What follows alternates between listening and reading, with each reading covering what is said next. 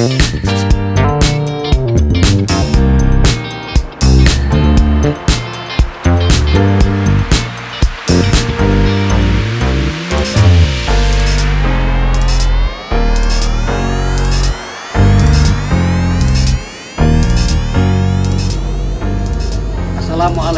warahmatullahi wabarakatuh. Shalom, Om Swastiastu, Namo Buddhaya, salam kebajikan. Tabea, kita sampai di Tahuna, baru berlabuh tadi, terus langsung ke Puncak Alfa. Ini DP Tampa bagus sekali, bisa lihat sunset dari ketinggian di sebuah bukit di sekitar ya 15 menit, 10 sampai 15 menit dari pelabuhan tadi. Orang langsung datang ke sini. Cuma sayangnya matahari mau tidur itu tadi ditutup awan. Mar lumayan. Rupa kuning telur DP warna. Indah sekali kan? Ini teluk Tahuna. Jadi Sulawesi Utara itu memang banyak daerah yang bisa kita jadikan daerah wisata. Teluk-teluk di pulau, sekarang ini Pulau Samosir Laut, kotanya Tahuna. Ya, puji syukur Tuhan Yang Maha Kuasa, orang sudah sampai dengan selamat berjalan dengan kapal Majestic Kawan 52. Baru sampai. Tadi berangkat jam 10. Terima kasih banyak. Silakan lihat DP pemandangan. Luar biasa. Pak, hati-hati Pak. Jadi naik.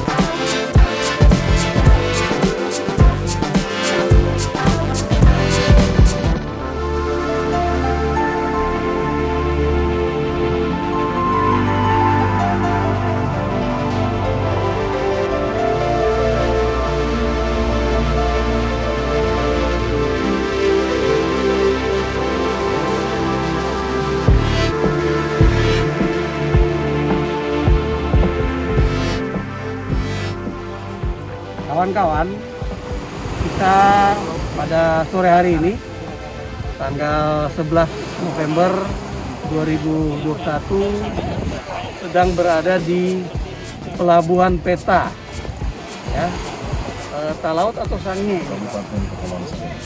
Kabupaten Kepulauan Sangihe. Ya, ini salah satu pelabuhan dari antar pulau yang ada di perairan utara Sulawesi Utara. Saya jumpa dengan Pak Arif Janis, beliau salah satu pegawai dari Direktorat Jenderal Perhubungan Laut yang bertugas di sini, ya, di wilayah kerja Peta, KPLP atau Coast Guard. Gimana? Coast Guard di Peta, wilayah kerja Peta. Nah, ini sangat baik sekali kita ketemu di saat saya berkunjung di wilayah Kabupaten Sangihe untuk mengetahui seperti apa kegiatan Pak Arif dan kawan-kawan di wilayah kerja Peta ini. Ya, Pak Arif mungkin bisa jelaskan kepada kawan-kawan ini bagaimana pelaksanaan tugas dan fungsi Bapak sebagai unsur terdepan, ya, dari Direktorat Jenderal Perhubungan Laut yang ada di wilayah kerja Peta. Silakan Pak Arif. Ya, memang terima kasih Pak. Untuk pekerjaan yang kami lakukan di sini memang melayani pelayaran regional, Ya. antar pulau, para nelayan, dan juga kapal-kapal yang terkadang dia kena badai, dia berlindung di sini. Kemudian ada juga kapal-kapal dari wilayah lain, dari Bitung, Ternate, dan mampir ke sini untuk pengisian bahan makanan, air, dan sebagainya. Oh, baik. Mungkin enak juga ya kita dengar Pak Arif ini suka dukanya di sini. Pasti sukanya ini banyak sekali karena keindahan alamnya luar biasa ini. Gimana Pak Arif, suka Lebih dukanya? banyak sukanya Pak. Wah, sudah berapa tahun Pak? Di sini kurang lebih sudah 4 tahun saya. 4 tahun. Iya. Sebelumnya di mana Pak tugasnya? Saya tugas di Kota Tahunan. Kota Tahunan, Oh, di oke. kantor pusat, kemudian memberikan kepercayaan untuk jadi kepala wilayah kerja di sini. Oh iya. Iya. Berapa orang anak buahnya di sini? Anak buah kita di sini 2 orang, yang 2 itu tenaga kontrak, Iya. dan saya yang pegawai di sini. Baik. Tadi saya juga mendapatkan penjelasan dari salah satu kawan Bapak. Oh iya, Tadi kita dapat penjelasan bahwa di wilayah Sangihe Talaut, ya, atau ya, Sangihe. Sangihe, ya, ada 12 wilayah kerja, 12 ya. wilayah. Dari 12 wilayah kerja itu, menurut beliau ada 4 wilayah kerja yang mungkin bisa bekerja sama dengan imigrasi ketika imigrasi mau melakukan pengawasan keimigrasian terhadap, misalnya ada kemungkinan orang asing Ya. yang datang, ya. Ya. Nah, menurut Bapak gimana Pak? Iya, jadi itu 12 filter, 12 wilayah kerja memang kita punya di sini, Ya. yang 4 aktif, yang sisanya bukan tidak aktif tapi kurang aktif. Kurang aktif, ya. Nah, kalau untuk menjalin kerjasama, saya pikir 12 wilayah juga bisa kerjasama. Bisa, dengan ya, imigrasi. ya. Justru lebih bagus. Iya. Karena wilayah kita ini wilayah kepulauan kecil, yang punya kemungkinan besar ada penyusup dari luar. Iya. Bisa, Pak. Nah, kerjasama ini tentunya selain untuk memfasilitasi keluar masuk orang dan penumpang, Ya. kita juga bisa mendeteksi orang-orang yang tanpa izin masuk ke sini. Betul. Nah, tentunya dari 12 ini prioritasnya adalah 4. Filter, ya. ya, Marore, Kehakitan, kemudian Peta, Ya. kemudian ada juga Satu tua. Batu Tua. Oh, oke. Itu pelabuhan-pelabuhan yang ini sih menjadi skala prioritas dari 12 filter untuk bersama dengan imigrasi. Iya, iya. Tapi saya berharap ke depan kerjasama ini bukan hanya di 4 pelabuhan, tapi di 12 wilayah kerja itu ya. harus ada kerjasama. Apalagi memang Direktorat Jenderal Perhubungan Laut kan memang unsur pusat yang bertugas di sini, sehingga dengan kantor imigrasi kelas 2 Tahuna memang sangat cocok kita untuk kerjasama ya. Iya, dan kami memang sangat berharap Iya. paling tidak tugas kami bisa diringankan dalam pengawasan, karena kan selain pengawasan ruang lingkup kami di wilayah kelautan darat, kami juga wajib mengawasi kondisi pulau-pulau yang ada di sekitar sini. Ini memang sinergi dalam hal menjaga kedaulatan itu memang harus dilakukan bersama. Jadi sangat berterima kasih kami apabila diberikan kesempatan ya untuk kita bekerja sama. Kira-kira di wilayah kerja PETA ini Bapak dilengkapi dengan kapal tidak untuk pengawasan di lautnya? Atau untuk sementara kami menggunakan kapal yang ada di Tahuna. Jadi ketika situasi mengharuskan untuk pengawasan laut kami buat kapal, kami menggunakan kapal patroli yang ada di. Oh, ada berapa kapal patroli? Dua. Ya, tapi posisinya dia di Tahuna. Di Tahuna, kalau ada keperluan baru mereka jemput ya. Baik. Kita punya 2 kapal yang kelas 2 sama kapal kelas 4 yang kecil. Apa yang menjadikan alasan atau latar belakang Pak Arief untuk minta bantuan kapal patroli yang standby di Tahuna itu untuk Bapak pakai melakukan pengawasan di perairan? Apa biasanya seperti apa Pak? Biasanya kasusnya kita melakukan rutinitas pengawasan. Kita sering melakukan, mungkin kadang-kadang kan ada kapal-kapal nelayan yang mengalami keadaan darurat. Ini situasi sini Pak, suka dadakan dia kalau badai. Suka dadakan sini. Jadi sebelum terjadi apa-apa kita sering lokalisasi juga. Badai ya Pak ya? Iya, badai ini terbuka sekali Pak.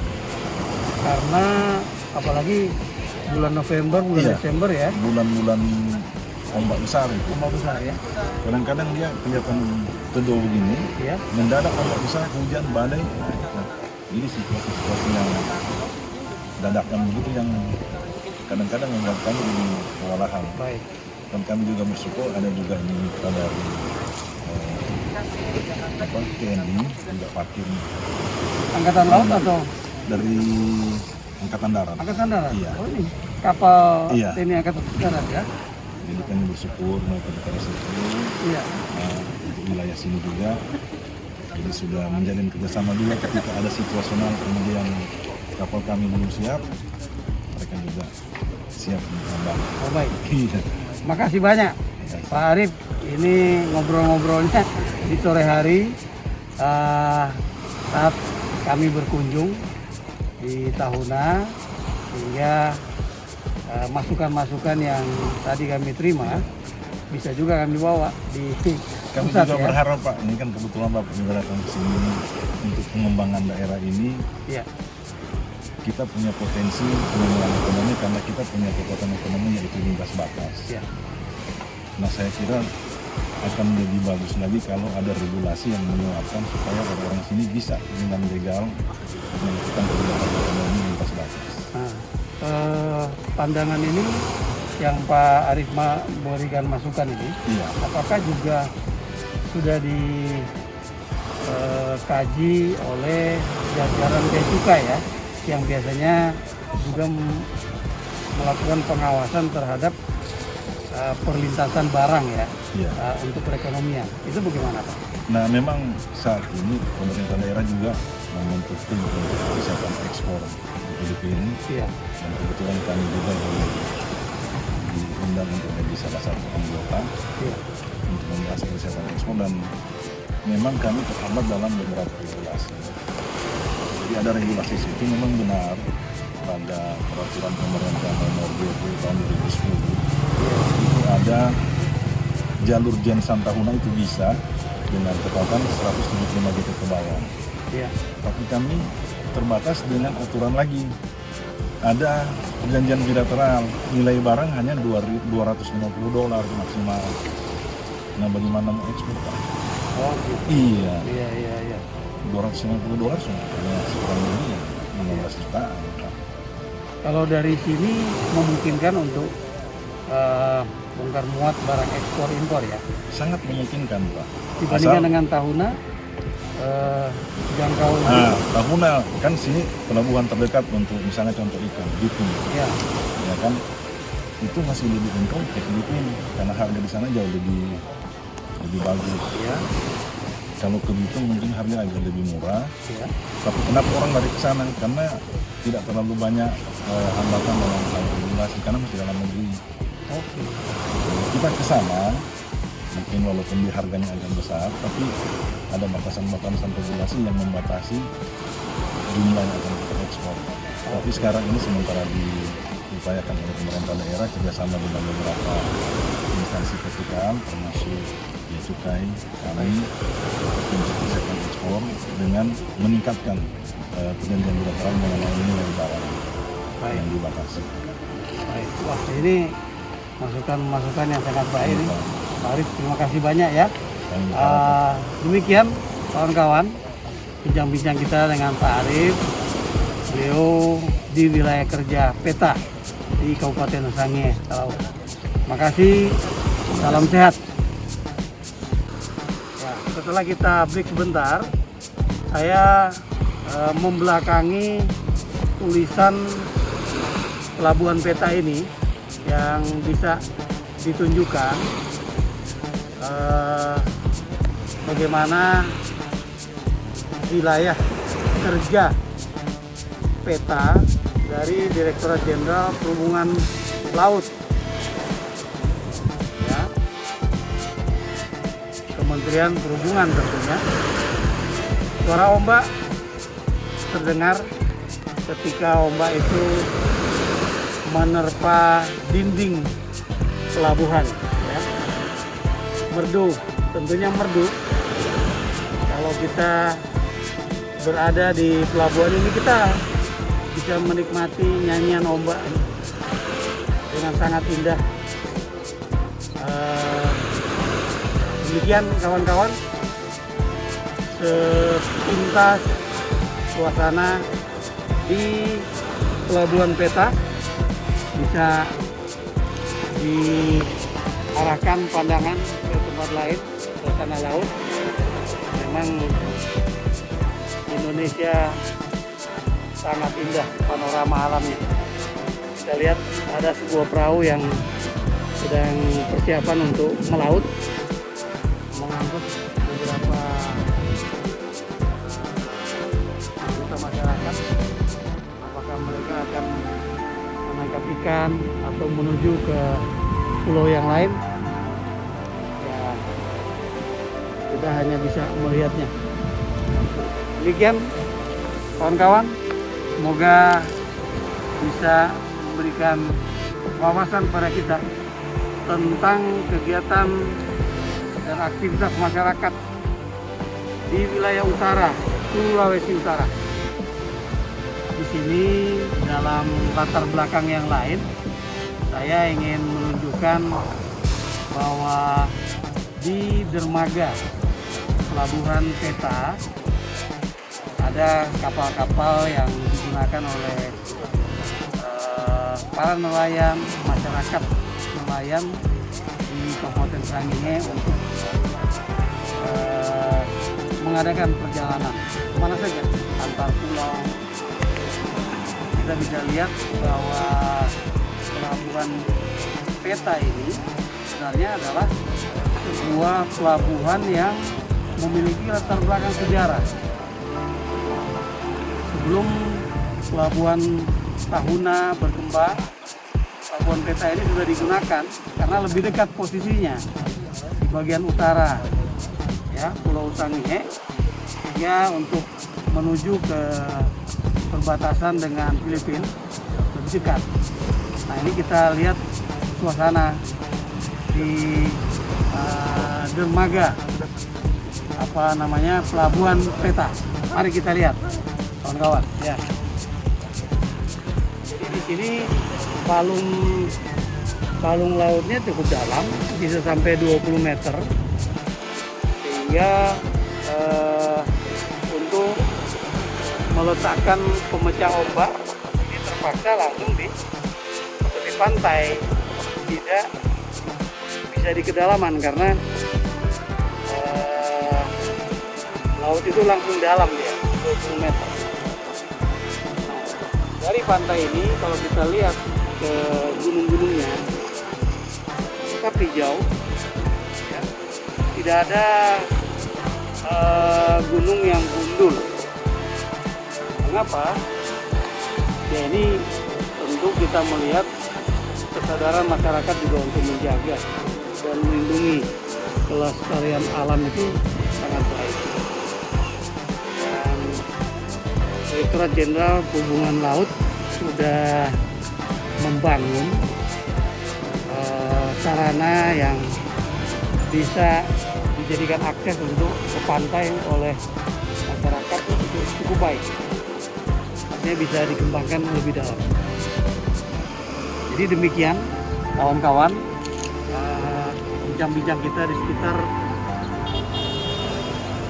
Pelabuhan Peta. Ya. Kita bisa melihat lagi tempat lain. Kita akan break sebentar. Terima kasih kawan-kawan.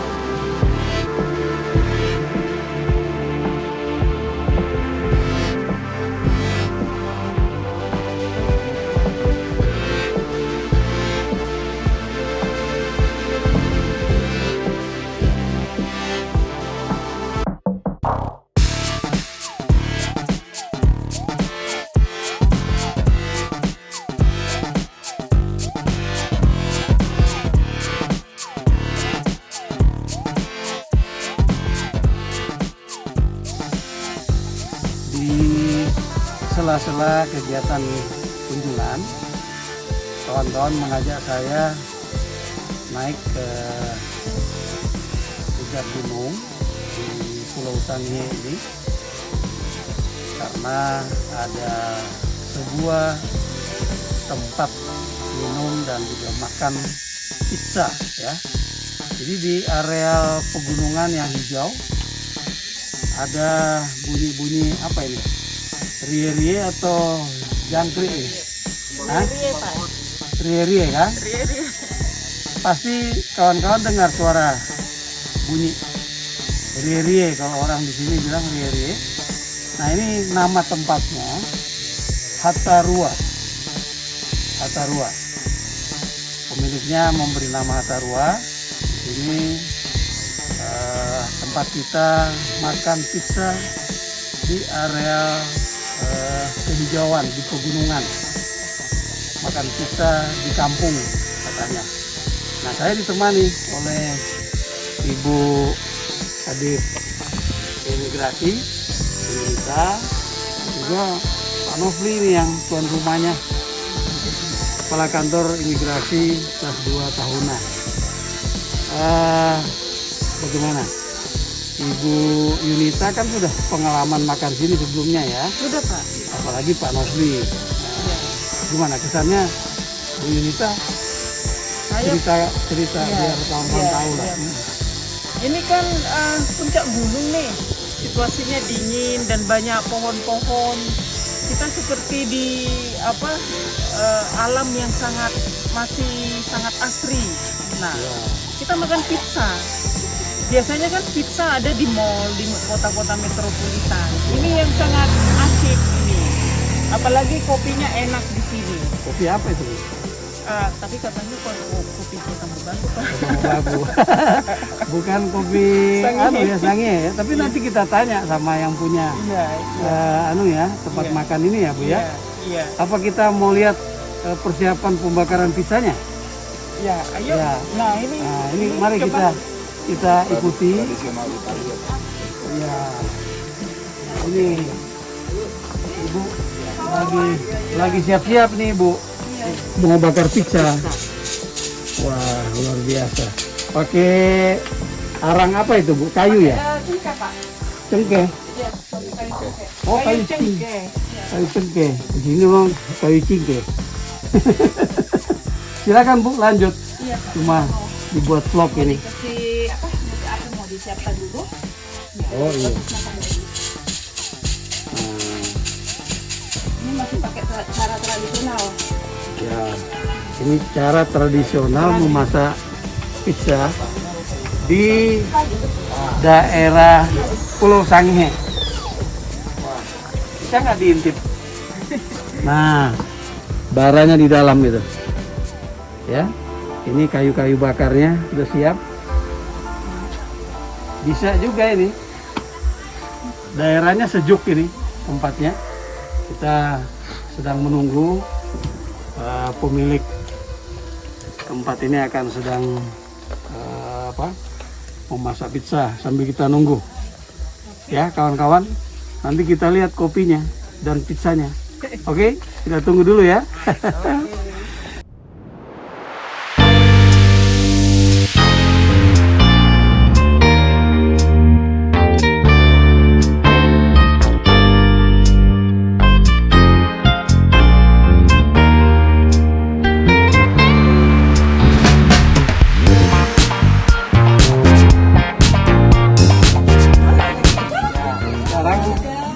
Pizzanya sudah selesai dibakar, sudah disajikan. Ini pizza dengan tuna. Ya. Kita tahu laut di sekitar Kepulauan Sangihe ini kan luas, banyak tunanya. Nah, sekarang daging tunanya udah ditangkap, sekarang jadi pembuat pizza kita sore hari ini. Ibu Anita kita mau makan dulu ini ya. Mari kita orang makan pizza. Ya.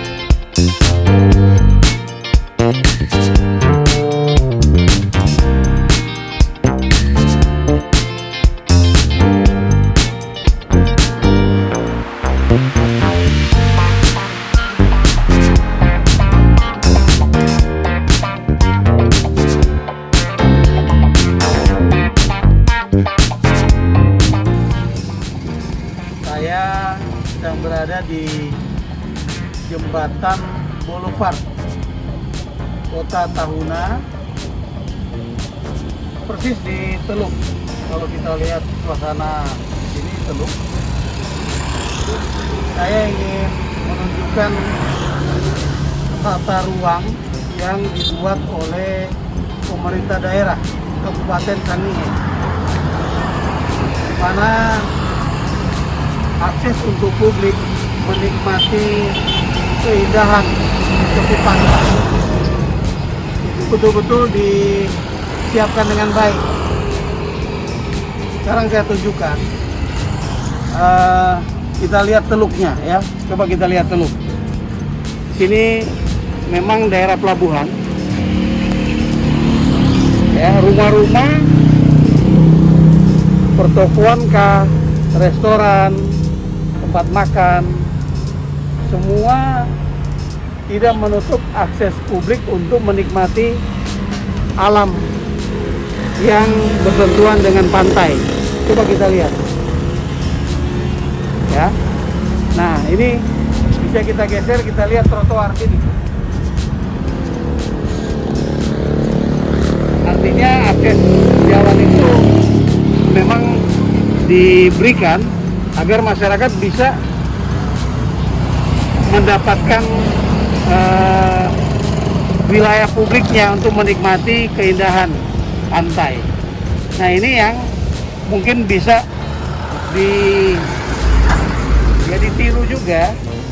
ditiru juga karena tata ruang yang mengatur sehingga kalau ada investasi di sekitar pantai mereka mengikuti tata ruang yang sudah dibuat oleh Pemda.